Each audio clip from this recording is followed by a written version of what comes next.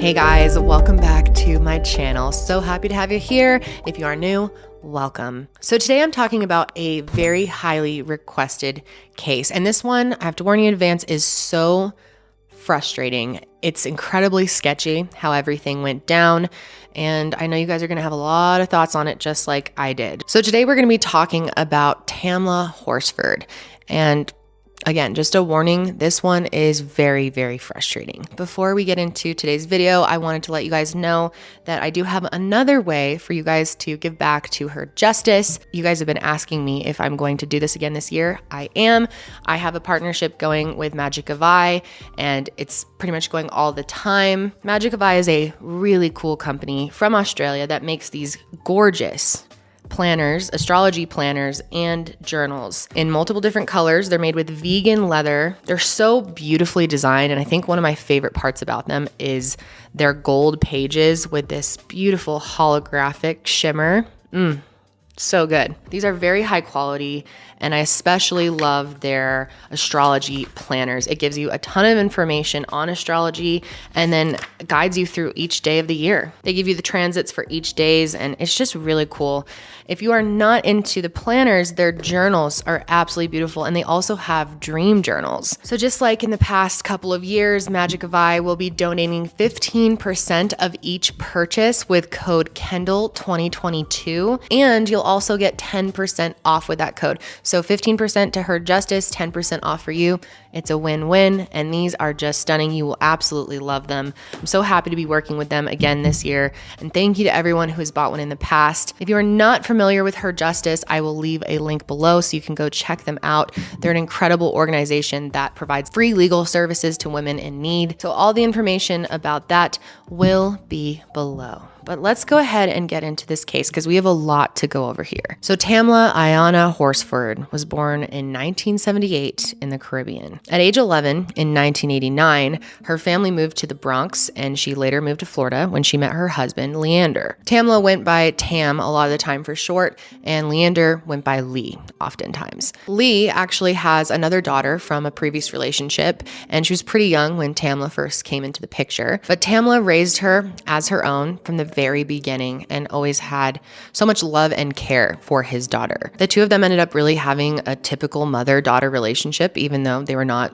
related by blood. Tammy raised her, from the time she was little. So, she calls her mom, and and Tammy loved her like her own blood. Eventually, Lee got a new job in Cumming, Georgia, and they all moved there and were very excited to start a new life. And they started building onto their family, and Tamla ended up having another 5 boys. She was a wonderful mother and truly cared for all of her kids and gave them so much time and attention. Tamla was also described as having a larger-than-life personality. She was incredibly fun, funny, witty, just an overall well-rounded person. She was also loving, kind, charismatic, selfless, and she was very inclusive and just open to everyone that she came in contact with. And being a stay-at-home mom, she was obviously very protective of her kids and very proactive and involved in their lives. She was always involved in their sports and their school and just loved being a mom. Constantly up and down the field. Running down. She would have her bullhorn out there, Favorite thing was "Can't Stop Greatness."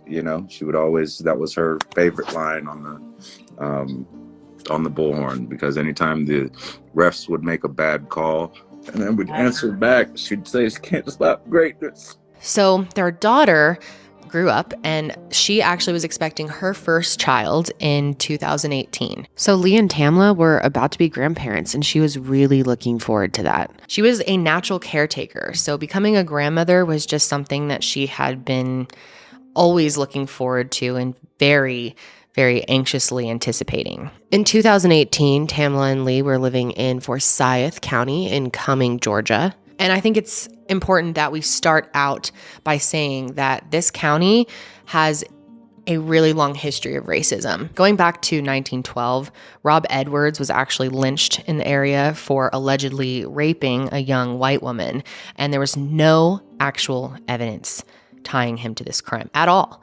And hundreds of people in the community gathered and watched this happen. And it seemed that he was only convicted because he was the closest black man to the scene of the crime. And after this, a ton of people of color in Forsyth were run out of town through threats of executions, fear of arrest, and just ongoing violence and terror in the community. And it was actually deemed at the time to be one of the most successful instances of racial cleansing in the United States, after the population went from 1,098 black residents in 1912 to less than 5 in a span of a few years. And sadly, decades later, the county remained as racist as it's ever been. And a march was held to bring attention to the discrimination and racial injustices that were happening in 1987. And protesters were met with a bunch of angry members of the community who wanted to keep the town pure and free from color. God bless America! Keep Forsyth County white!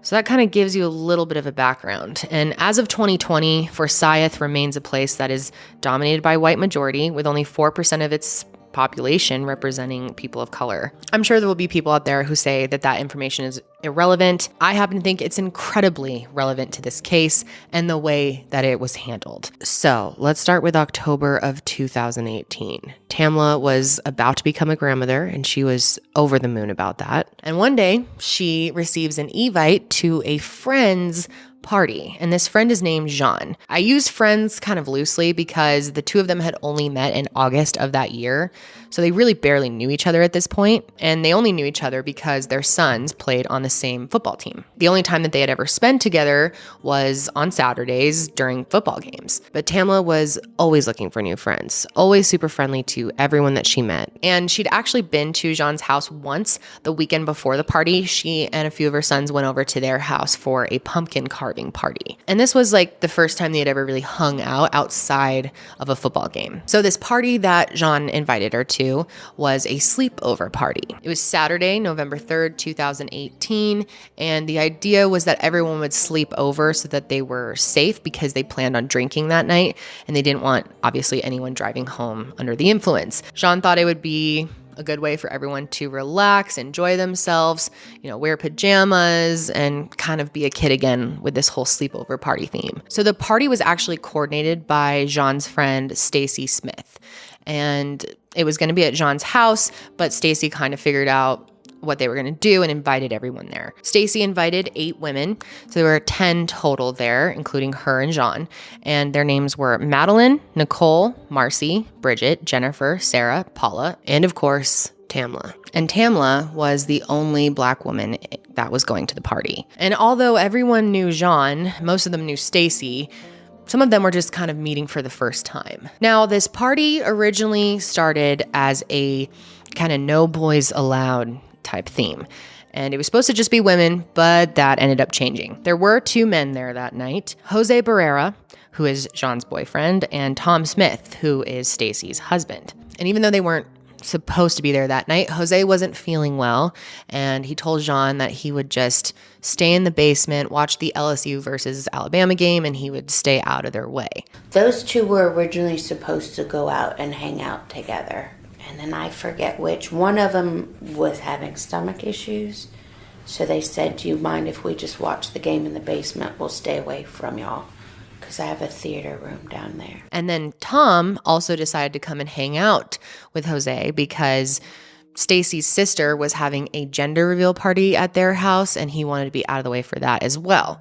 So they figured there was really no harm in having them, hang out in the basement. And the LSU versus Alabama game was a big part of the reason that Jean even threw this party, because she was a big LSU fan. Also, that was a good weekend for Jean because her 4 kids were staying at their father's house, and, she had the house to herself other than Jose and Tom in the basement. And the game was Saturday night, and I wanted to watch the game and knew that we would all drink, and said, why don't we just do it here at my house as a pajama party / slumber party, so no one has to risk drinking and driving or calling Uber, and that my kids would all be at their father's house, so we had enough rooms for everyone to sleep here. So the day of the party, John said that she was out and about all day, and she came home to Stacy, Nicole, and Madeline kind of setting up for the party, which was set to start at 7 p.m. When she got home, she went upstairs to get ready for the party, and when she came back down, pretty much everyone was already there. This was approximately 7:30-ish. So Tamla texted John and Stacy and let them know that she was going to be running a little bit late, and she ended up getting there around 8:30-ish. Some of the women had their husbands drop them off, and they were going to pick them up the next morning. Tamla just drove herself over there. Before going to the party, Tamla had expressed to Lee that she wasn't super thrilled about going to this party. She didn't really want to go, but she was such a nice person that she didn't want to offend anybody or make them think, she didn't like them. So she decided to go. Lee actually also had plans to go out that night, but he ended up canceling to watch the kids because he felt like Tamla did deserve to go out and have a good time because she was such a good mother to her kids and always taking care of them and didn't really take much time for herself. So he decided to sacrifice his plans. He was a little bit upset about that, but he got over it. And the two of them said their I love yous. They kissed goodbye and Tamla was off. So everyone at the party said that Tamla came in a great mood, that she seemed very energetic and excited to be there. And like I said earlier, she was such an outgoing, fun person that she was definitely the type that you would want to come to your party. She came hopping along into the front door, trying to take her boots off to be considerate, new carpet.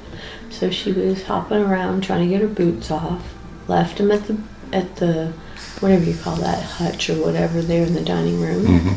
She brought her bag in, laid it down behind the back side of the sectional couch, and insisted that she was ready to put her pajamas on. So she put her pajamas on. And she was wearing a white onesie with gray paw prints all over it and also had on black and red socks with multicolor star patterns on them. So like most of the others who were there, Tamla didn't know everyone who was attending the party, so she introduced herself to anyone she didn't know yet. And this included Sarah, Marcy, and Nicole. And she had also only met Bridget once before, so she kind of reintroduced herself to her. Tamla ended up bringing a bottle of tequila, a really nice bottle, as a gift for John. And John did not really appreciate this gift at all. John especially hated tequila and made it very clear to Tamla that she was not going to be drinking it. And at one point, Tamla went out to smoke a cigarette and all the women kind of passed around the bottle and no one really drank it. So Tamla ended up being the only one to really drink it that night, and she had several tequila waters throughout the night. She brought a bottle of tequila as my gift and said it was a tequila from Mexico. And I said, thank you, but I don't drink tequila. And she said, no, you don't understand, it's good. And she opened it and I smelled it and I threw it in my mouth and said no. So she offered it to other people because she's the life of the party. She's always been the life of the party, and everybody's like, can't drink tequila.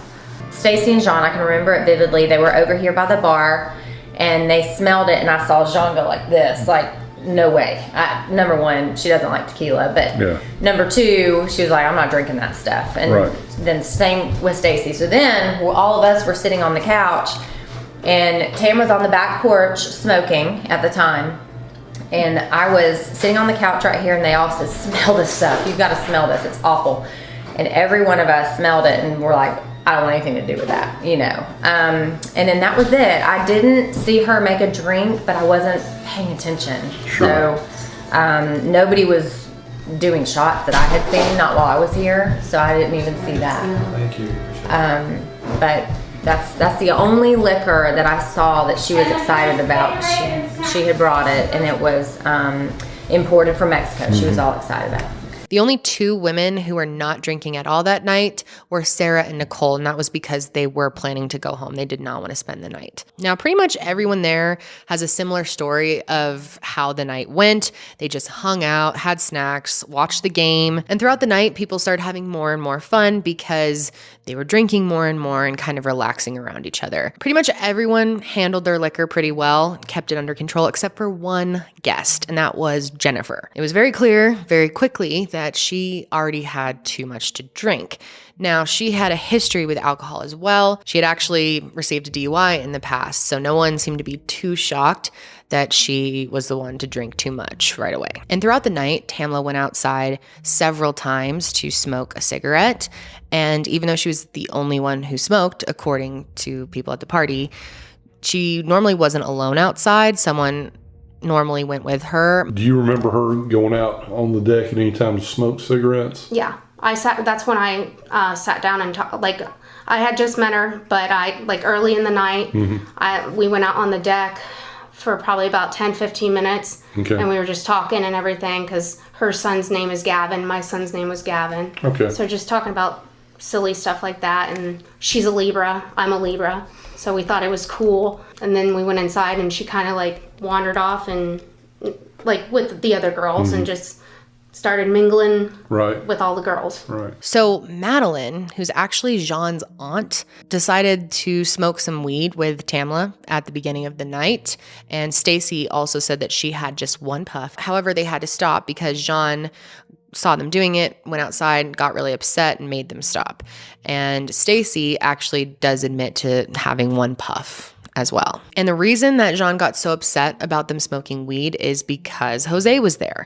And Jose was actually a pretrial probation officer in Forsyth. Now, even though Jose and Tom said that they would spend the night out of the way of the party downstairs watching the game, they did come up to eat with the girls at halftime. Madeline told them that they were welcome to eat. She had made gumbo for everyone, but she did ask them to leave at one point and go grab some ice at the gas station because they were all out of ice for their drinks. So after this, the night continues with all the women and the men on the main floor of the house watching the end of the game. So at one point, Tamla decides to FaceTime Lee and say goodnight.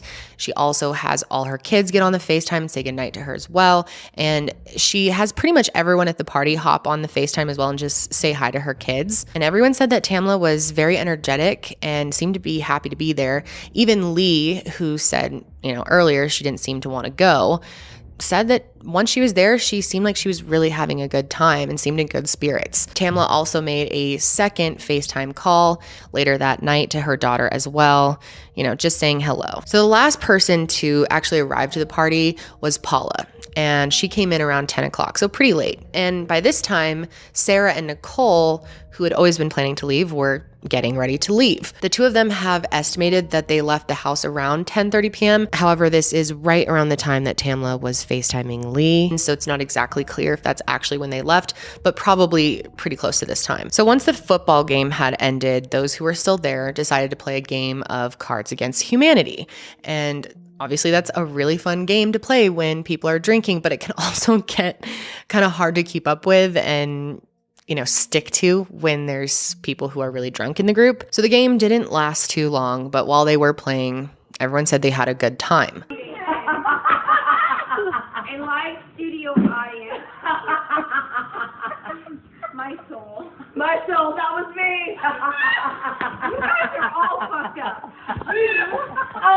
I love that you picked that for me. And you know me so well. After the game, everyone was getting kind of tired and started getting ready for bed. Marcy actually took Jen to bed because she was by far the most drunk of everyone there. And they went into one of the bedrooms around 12:45. They watched Shrek and passed out shortly after putting it on. After this, everyone else started kind of winding down, and it was about 1:15 at this point. So when they all start talking about going to bed and deciding who's going to sleep where, Tamla mentions that she would rather go home.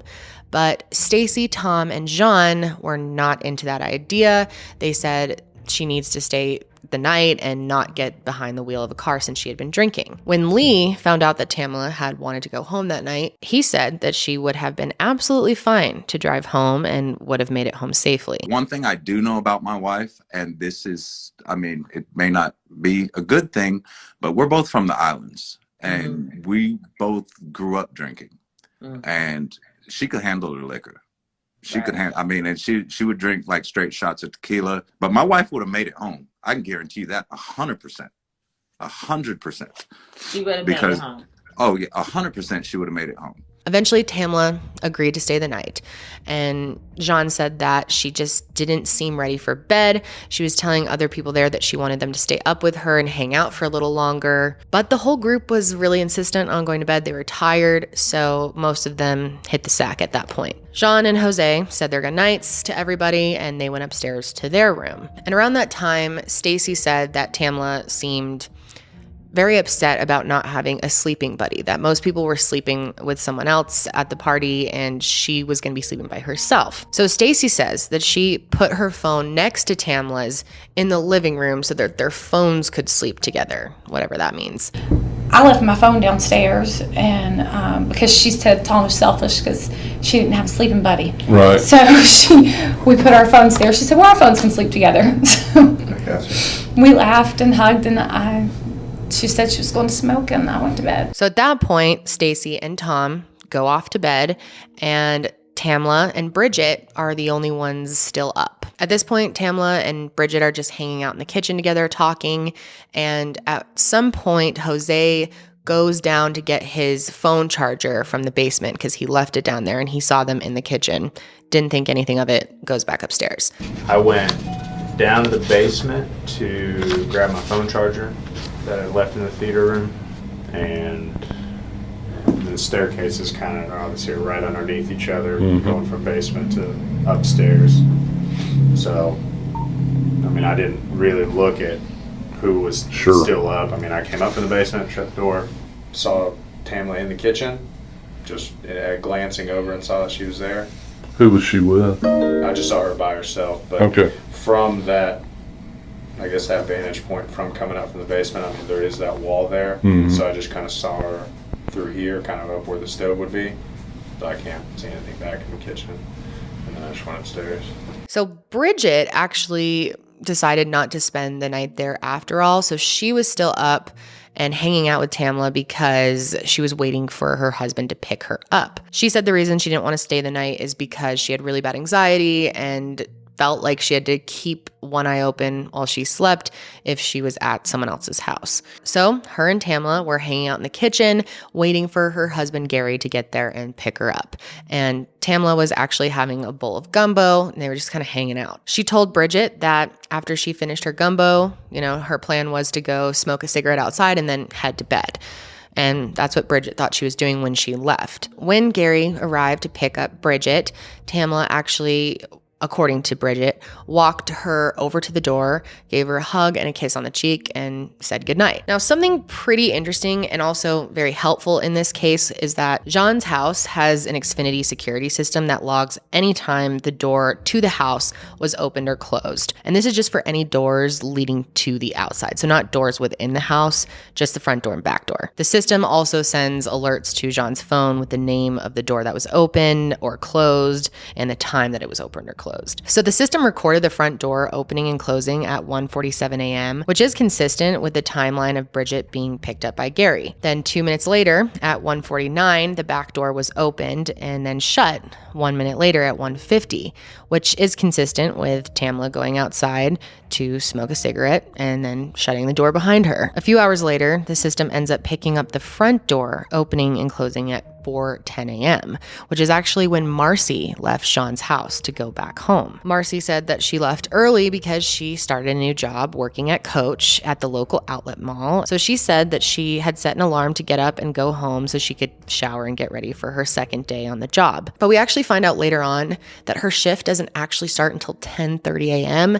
So 4:30 seems pretty early, pretty out of the ordinary to be going home and getting ready for work, but who knows? So Paula, who was last to arrive at the party, ends up being the next to leave, and she left at 7:30 a.m. So sometime between 8 and 8:30 a.m., Stacy and Tom wake up, and they head home to get back to their kids because her sister was watching them. Before she left, Stacy went into the living room to grab her phone, and she, had left it next to Tamla's for the night so that their phones could sleep together or whatever, and she remembers seeing her phone and being happy that Tamla decided to stay the night. So Madeline, who again is Jean's aunt, wakes up between like 8 and 8:30 a.m. and she kind of lingered in bed for a bit before actually getting up to do her typical morning routine, which involves making coffee. And during this process, Madeline walks by the window and sees that Tamla is outside on the ground, face down, in her pajamas, and isn't moving. And strangely enough, the first thing that Madeline decides to do is get down on her hands and knees and pray. I went get the coffee maker started, and I went stand by the window, and I was just staring out the window, and I saw those Dalmatian pajamas tan. But I couldn't remember her name. Right. Because that was the first time I'd met her. Mm-hmm. So I didn't start the coffee. I got on my knees and I said a prayer. Obviously, many people are upset and just weirded out that the first thing she decides to do is pray.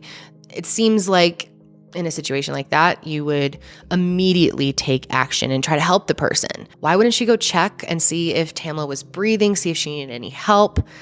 Instead, she starts praying. It's just weird. After she finished praying, she gets up and she goes and tells Jose what she has seen. Madeline said that when she got to Jose and Jean's room, that she could hear water running. She thought it almost sounded like they were taking a shower, and she kind of lightly knocked on the door. So she decides that instead of interrupting them, because they could have been in the shower together, that she was going to go downstairs and briefly look at Tamla one more time. She said she just went down there for about a minute and then went right back up to their room. This time she knocked a little louder, and Jean told her to go ahead and come in. Then Madeline said she needed to talk to Jose right away. Jean asked her why she needed to talk to him, and she said she saw her friend from the islands laying outside on the ground, not moving. So then I went and knocked on the door louder. You never went out there? You just walked through the window, right? No. Okay.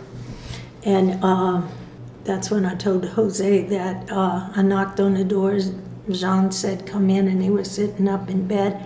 And I said, Jose, and I looked at Jean and I said, I just want to talk to Jose. I want him to come downstairs with me. And Jean said, why? What's wrong? And I said, your friend from the islands is laying in the backyard and she's not moving. This whole running water thing has been very confusing because Jean and Jose said that they were not showering, that they were actually asleep, and they were woken up by Madeline's knocking. I don't know what the sound she was hearing was, or if she even heard a sound, or maybe the water was coming from somewhere else.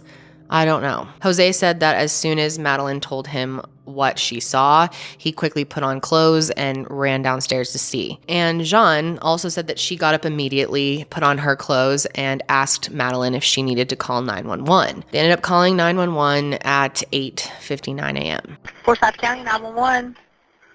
Hi, yes. I need an ambulance and a police to my home. My name is Jean Myers, Jeanne. Okay, what's going on? We had people over last night. We were drinking. Most of us went to bed. One of them stayed on the balcony. She was drinking, and we just went outside, and she's laying face down in the backyard. I'm guessing maybe she fell off the balcony. Okay, is she breathing? I don't know if she's face down. Okay. How old is she? 41. Here, hold on. Hey, this is Jose Barrera. Hey, have y'all checked to see if she's breathing? She's not moving one bit. She's not breathing. Okay. I just try to assess her, touch her. She's completely face down in the yard. Do you see any blood or anything to where, from where she fell? I don't know if I should move her over. I mean, she's completely face down. Okay. I mean, can you just check and see if she's breathing? If she's not breathing and you know she's gone, then just leave her where she's at. If she, okay. I'm completely not sure. Do you know if she was suicidal at all? I have no clue. I've met her one other time. You know, like my girlfriend said, people were over last night. She was the last one I saw before everybody. I mean, everybody was typically put off to bed. She was the last one in the kitchen. She was just either waiting around for a ride or waiting until the morning. Okay. How far is the where she would have fell from? How far is the deck from the ground? I would probably say maybe 20 feet. Okay. 20 feet from where your feet would be on the railing. The railing itself is maybe 3.5, 4 feet. And Jose never performs or attempts to perform CPR on her or any other life-saving techniques, even though he is professionally trained. So according to the official crime scene report, police units were dispatched at exactly 9 a.m. and they arrived there at 9:07. The responders who came to the scene include detectives from FSCO, Major Crimes Unit, a crime scene investigation unit, and an investigator from the Forsyth County Coroner's Office. So sometime between 8:50 and 9, when everyone gets there, Jen, who was the one who drank a ton that night, said that she was woken up by all the chaos. And she says this is when she learned that Tamla was outside, found on the ground, and wasn't moving. Now, something extremely crucial to point out here was the way that everyone reported seeing Tamla's body on the ground versus the way that police claim she was positioned when they arrived. And we actually hear for ourselves in the 911 call that Jose says that she is face down without her head being turned to either side. She is literally face down. And everyone else said that when they saw Tamla outside, that she was face down with her arms right to her side straight, and that her legs were also just straight out. She was face down, but like her arms were down, like she just face planted is the best way I can describe it. So her arms were like by her side? Yeah, they were by her side, palms up. But allegedly, this is not the way her body is found when police get there. Instead, her left arm was bent at the elbow and extended away from her body. And having an arm bent out like this would indicate that she may have tried to brace herself for impact on the ground, meaning she could have tripped or fell. So the official distance from the balcony to the ground was measured at 14 feet and 10.5 inches. And again, everyone who was there says the image of her lying face down with her arms to her side is burned in their brains. I am telling you, Jen saw it, I saw it, Jose saw it, my aunt saw it. I will never get that image out of my head, that woman's hands. It was so just unnatural. And that they were down by her side. I'm like, even if she fell, why didn't she try to stop? Like, that's my first thought is, I guess I would put my hand, like, how do you land like that? And I'll never get that image out. I don't know who failed in documenting what, whether the coroner, the officers on the scene. I don't know if it's somebody moved her. I don't know, but that is what I saw. So a lot of people have questioned whether it's possible that the police actually moved her arm out to fit the narrative that she tripped or fell, because it would have been a lot easier to close the case and just rule it an accident. And considering the racist history of this county, a lot of people have pointed out that they would not be surprised if that was the case. The upper deck was also not a place where people were hanging out during the party. And the only time that they were on the deck was once, and they were trying to turn on the fire pit, but they gave up because they realized that there was no propane in the tank. The initial observation of Tamla's body was that she had a few visible injuries. This included cuts to her wrists, her legs, and the side of her face. After the initial observation of the crime scene, Tamla was brought to the medical examiners for an autopsy. And while the investigators were in the backyard, Jean, Jose, Madeline, and Jen were all brought inside for further questioning. Jean was also asked if she could call back the rest of the people who were at the party so that they could interview them as well. And it's really important to note that everyone who was still there were left in a room together, unsupervised, able to talk to each other while they waited for questioning. So not long after the police had first arrived at Jean's house and found Tamla, they ended up going over to tell Lee what happened to her, and he was immediately met with disrespect. When they first knocked on the door, he was going to the bathroom, so he asked his sons to answer the door, and they quickly came to him and said, "Dad, there's police here." So he finished up and met them at the front door. They asked him 3 times if his name was Lee, and he kept asking, "What does this pertain to?" And they kept asking him, "Are you Lee?" And every time they got more aggressive and louder. The last time that he asked, "What does this pertain to?" they got fed up and they told him, "Your wife, she's deceased," in a very cold and aggressive tone. He said that it was said to him with no remorse, no sympathy, no care at all. I finish using the restroom, go downstairs, answer the door, and the cop says, "Is your name Lee?" And I said, "And what's this pertaining to?" And he said, "Is your name Lee?" And I said, "I'm going to ask you once again, what is this pertaining to?" He said, "Is your name Lee?" And I said, "Actually, no, it's not. It's Leander. But once again, what is this pertaining to?" And he said, "Well, your wife is deceased." So he said, "It's about your wife. She's deceased." That was his exact words. "It's about your wife. She's deceased." And I said, "What?" I said, no. And they wouldn't even let Lee go over to the house himself. They just told him what happened, which they came to a conclusion about very quickly. They said that she tripped and fell to her death. I said, "Where's she at?" And I went to go get my clothes and all this stuff because I was thinking this is horseshit. I was thinking she got into a car accident or something like that. Somebody hit her or something like that. And they're like, "Oh no, it was an accident," and this and that. And I was, "Oh, you can't go over there. Everything's been taken care of already. No, we don't want you going over there, this and that." And so I was sitting on the front porch with them, and they're like, "Well, it seems that there was an accident. It seems she tripped over something and fell in the grass and this and that." And I'm like, "My wife tripping over something and falling in the grass? I've seen this girl drink half a bottle of tequila and dance salsa in 6-inch heels.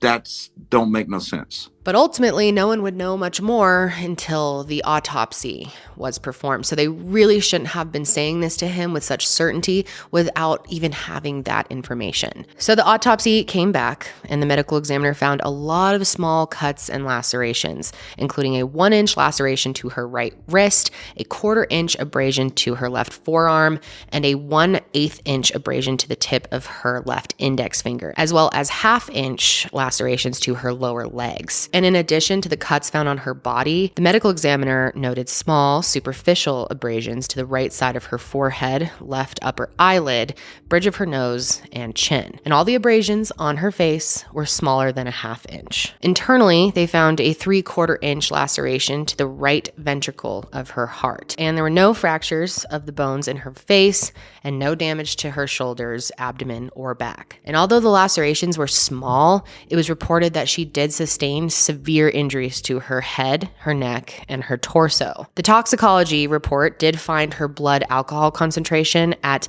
0.238, which is almost 3 times the legal limit. And she was found with trace amounts of THC, which does make sense according to everyone's story, and also Xanax in her system. And I do want to note that Tamla was not known for taking Xanax. She was not prescribed Xanax, and no one in her family was either. And the interesting part about this is it wasn't yet metabolized in her liver, which means she had just recently consumed it. After the analysis, Tamla's official cause of death was due to multiple blunt force injuries, consistent with a fall, and her manner of death was ruled an accident. The medical examiner's report was made public on February 6th, 2019, and stated that there was no evidence of injuries that would indicate foul play. Also, another huge piece of information to note here is there were no photos taken of Tamla's body during her autopsy, which is incredibly strange because it's required. For some reason, it just was not done. And also, the crime scene was incredibly poorly documented. It does make you think maybe there's a possibility that the police wanted to close this case very quickly and not, have a lot of room for people to ask questions. So the police's first theory before the whole falling off the balcony theory really began was that she tripped and fell on ground level in the backyard. In Jean's backyard, there was a small metal barrier separating some of the rocks from the grass. I'm sure a lot of you guys have that in your yards as well. And it was first thought that maybe Tamla had tripped over this and that caused the fatal fall, which seems pretty dramatic and unusual. And logistically speaking, that would not make any sense with her injuries. But it also wouldn't make sense that she fell off the balcony either, because you'd think her injuries would be much more severe if she had actually fallen face first from a balcony. I mean, the first thing you would think of, right, is that she would have some type of fracture in her face or in her skull, or that her nose would be broken. But none of that happened. Even her teeth were in completely fine condition. It doesn't really line up with someone who had fallen off a balcony. But the autopsy was suitable for police, and they decided to close the case on February 20th, 2019. And as if this family had not been through enough trauma and hadn't been treated badly enough from the beginning, when Lee actually went to the funeral home to view Tamla, he found that she had been basically put in blackface. She had been painted a much darker color than her actual complexion. This is the thing, is that a lot of people don't know the extent of the injuries, but I know them because, and this is going to shock some people, but when I went into the funeral home, I probably scared the shit out of everybody because I yelled, "What the fuck?" as loud as I could. I walked in and I saw my wife look like she had shoe polish on her face, black shoe polish all over her face. And I flipped out and I was like, nope, nope, nope. And I walked out and I told them, take that off of my wife. Take all that. Well, sir, I'm sorry, but we had to cover up the bruising and this and that. And I don't cover up the bruise. You don't cover up the bruising with black shoe polish. My wife is my color, you know, but yet her skin was this color. That like blackface. He was super pissed, and he had left his sons outside so he could view her first. But when he walked outside, his sons could tell that something had really upset him. So I was really pissed, and I was gonna close the casket and just leave it a closed casket. This was for the viewing, not for the funeral, but for the viewing. And so my sons came out to me and said, "Dad, what's wrong, man? Dad, what's wrong? Dad, what's wrong?" And I said, "You can't go in there. You can't see that. That's not your mom. That's not the way your mom looks." And they're like, "Dad, I don't care. I want to see. I said, "No." I said, "These are grown man decisions. I don't want to see." I'm like, "You're making a grown man decision. You're going to have to deal with it." And he's like, "I don't give a fuck, Dad. I want to see." And that was my oldest at the time because he was pissed. And so I said, "You know what? Okay, you want to make grown man decisions? Come on, let's go." So I went in with my oldest boy, and he stood next to me, and we both just stood there and looked at her, and neither one of us shed a tear because he looked nothing like her. Wow, didn't even look like her. It didn't look like her. So this story has a lot of, like I said in the beginning, just sketchy details. And I've already gone through some of those, but let's continue here. So like I said, Jean's security system, gives her an alert every time the doors are opened or closed. It was mentioned that the back door was opened at 1:49 a.m. and then closed a minute later at 1:50, which made sense with Tamla saying she was going to go back out and have one more cigarette before bed. Then at 1:57, the back door opens again, which is kind of consistent with the time that it would take someone to, smoke a cigarette, but the door never shuts after that. It was also mentioned in the 911 call by Jose that Jean had security cameras in her backyard, and she did, but they were all dead at the time. Jean said that she got the cameras when she and her ex-husband first divorced because she was afraid of him and wanted them for her safety, but after things cooled off with him over time, they died, and she couldn't find the charger and never bothered to get a new one. Well, let me ask you about, kind of switch gears a little bit, your cameras, which I know this has been They're rechargeable Arlo cameras. They're not ones with batteries. I had gotten them when I was going through my divorce because my ex-husband would come in the house when I wasn't there. We were on good terms. And since things were fine with my ex and I really wasn't concerned. Which is really unfortunate because that footage would really clear up a lot, obviously. Another really sketchy bit of this is how Jose went about assessing the situation that morning. In some parts of his interview, he talks about going outside right away to see Tamla. Later, he says that he went out the door to the balcony, the one that she would have fallen off. And he says that before he actually got the chance to look over the balcony and see Tamla for himself, which keep in mind, he already knew that she was on the ground because Madeline had told him. he ends up seeing a cigarette and a lighter on the ground of the balcony. And he takes the time to stop and pick it up and set it on the fire pit. He told investigators that he has OCD and that they were in his way.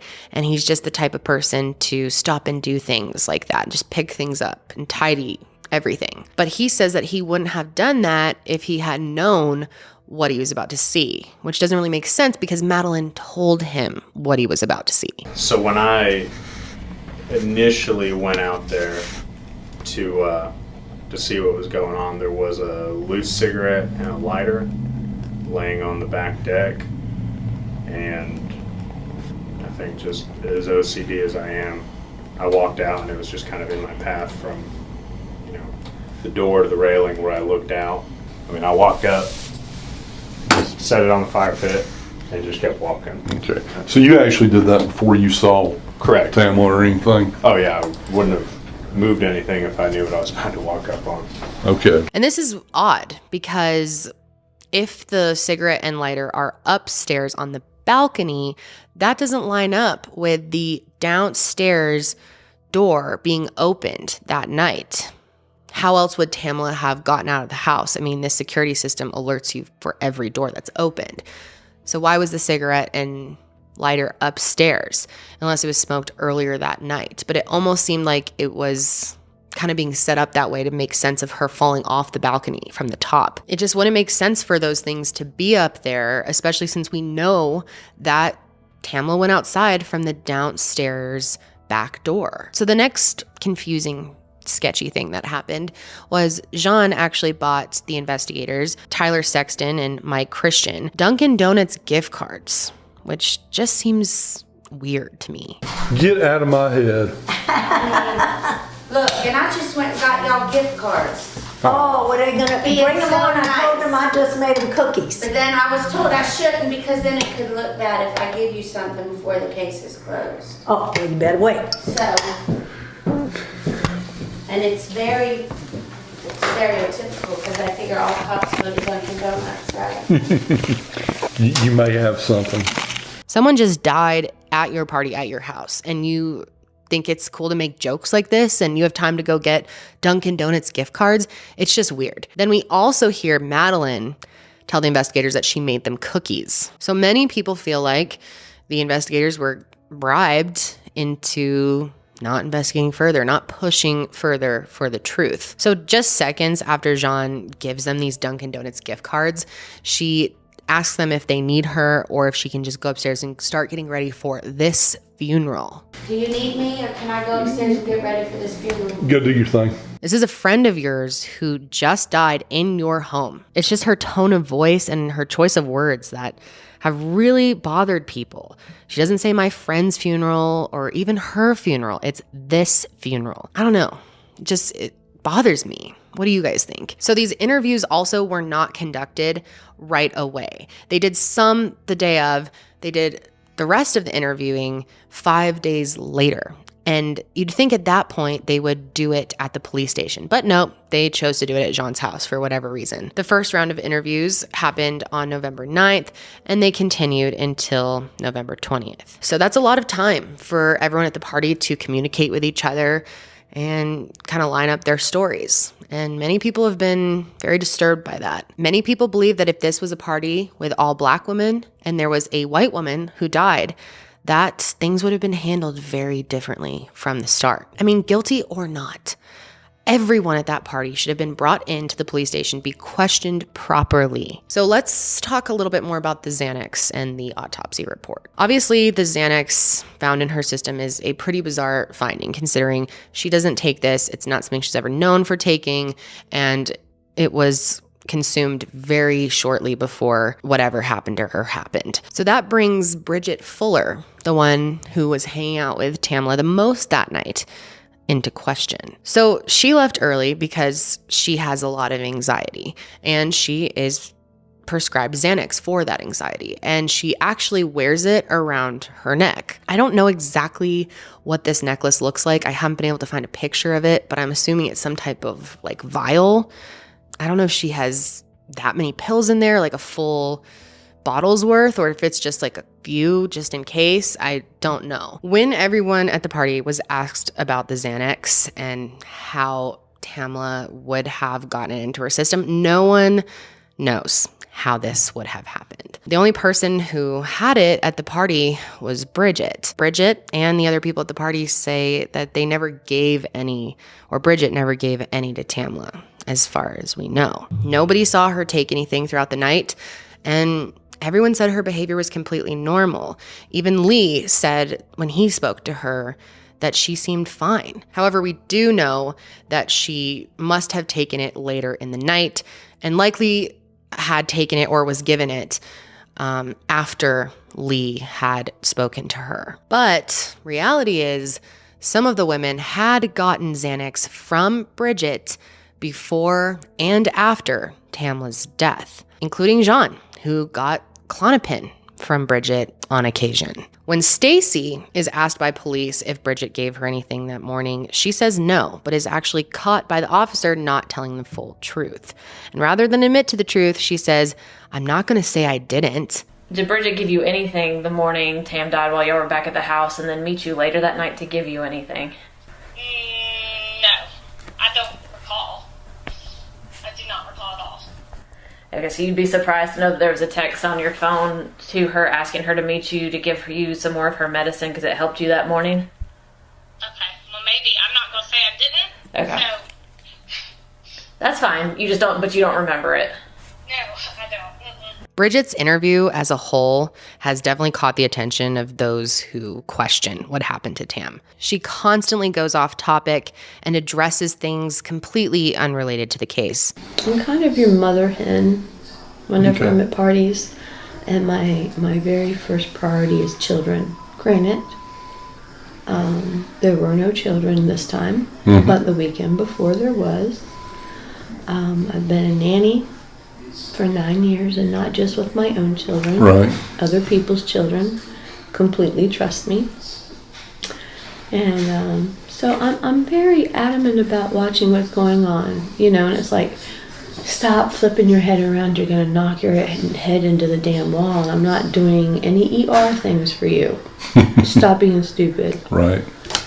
And I think that was one of the things Tam liked so much about me is even though I had a couple drinks, I still kept my faculties about me.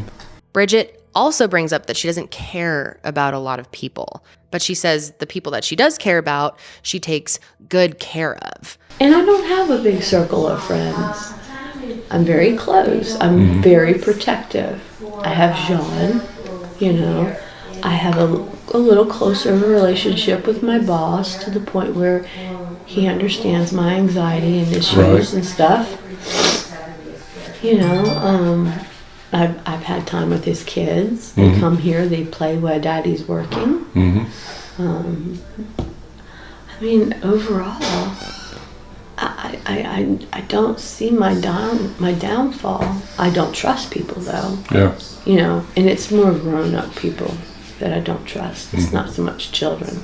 So before the investigation was closed, Jose, who at the time worked at the police station, actually got caught accessing confidential information about the case. It turns out Jose was looking into what the police knew so far. Specifically, he was caught looking into more information about a woman named Michelle Graves. And Michelle is Tamla's close friend. And she, from the beginning, was very unsatisfied with the investigation and made 13 Facebook posts detailing the whole event and included the names of the witnesses from the party, questioning their stories and the overall investigation. And her posts were viewed more than 100,000 times.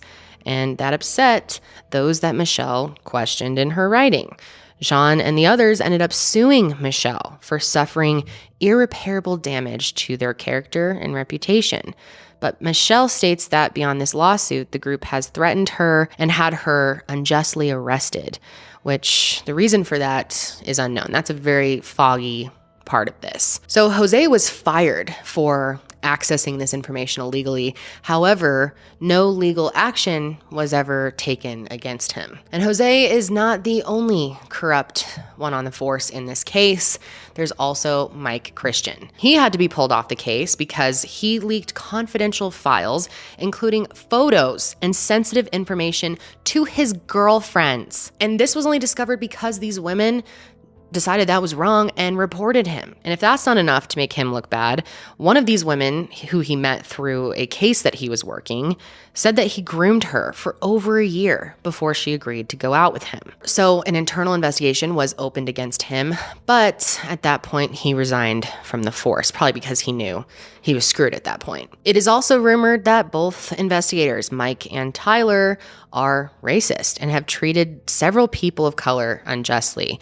And there's this photo as well, which really speaks for itself. So in 2020, there was that incredible fight for justice for the men and women of color who have been murdered in this country by police or have been treated unjustly by our justice system. And millions of people fought for Tamla's case to be reopened. And celebrities like Kim Kardashian and 50 Cent also rallied for Tamla in hopes that she would have a proper investigation. So in June of 2020, the Georgia Bureau of Investigation reopened her case after receiving a letter from the Forsyth County saying they are ready to assist in any manner. But the GBI has said that they didn't find any further information to indicate that there was any foul play involved in Tamla's case. Ralph Fernandez, who is the Horsford family attorney, sent a letter to Lee saying that he and his office reviewed the case and said that there is a strong possibility that this was a homicide. Also, their attorney has stated that they found conflicting witness statements, a tampered crime scene, mishandled evidence, and an unheard absence of autopsy photos. But unfortunately, these findings have not led to any change in the final outcome. And to this day, Tamla's death is still being ruled an accident. I wish I had more information at this point. You'd think with how much time has passed, there would be more, but there's not. I really want to know what you guys think about this case. I know there are going to be mixed opinions and some crazy comments on this one, but I felt like it was really important to talk about this case and just how, even if it really was an accident, how messy, how unfair the entire case was handled from the beginning, and just the overall strange way that this case was handled from the beginning. Please let me know your thoughts on this one, guys. I definitely want to know what you're thinking after hearing all of this. I feel so sorry for Lee and for all of their children that they have to miss out on life with Tamla when she was such an incredible mother. You know, it's so sad thinking of Lee having to live his life without her, thinking of all the friends that Tamla had that no longer have her in their life to cheer them up, to celebrate milestones with them. It's just incredibly heartbreaking to think about. And to this day, to me, her death just doesn't make sense. I just don't understand how she would have fallen 14 feet from that balcony and not had way more severe injuries. And if she fell at ground level, the injuries that she did have don't make any sense. And I just can't wrap my mind around it fully. I feel like a further investigation should have absolutely been done. And I hope that one day the case is reopened and given a second look, because Tamla deserves that. Her family deserves that. That is all I have for you guys today. I know that was a very tough one. Thank you to everyone who stuck through till the end. And like I said, I really want to hear your thoughts, so leave them down below. But that's it for me this time, guys. I will see you next week with another video. Until then, please stay safe out there, and I will see you next time.